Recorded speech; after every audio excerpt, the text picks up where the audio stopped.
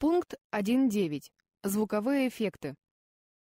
Звуковые эффекты находятся в группе «Аудио», «Звук», «Окна», «Effects and Presets», «Эффекты» и «Заготовки». К звуковым слоям эффекты применяются так же, как и к визуальным. Применим один эффект к слою Горн-Вав, добавив к звуку клаксона эхо.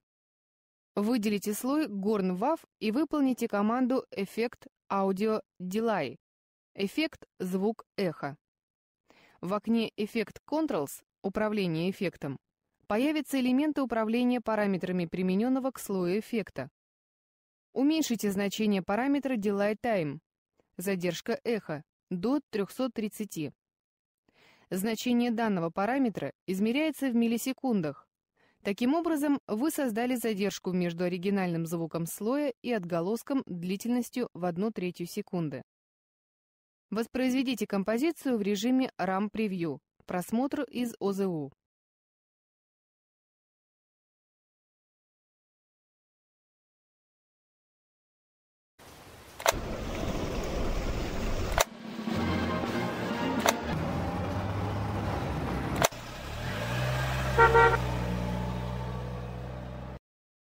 Теперь звук клаксона сопровождается коротким эхом.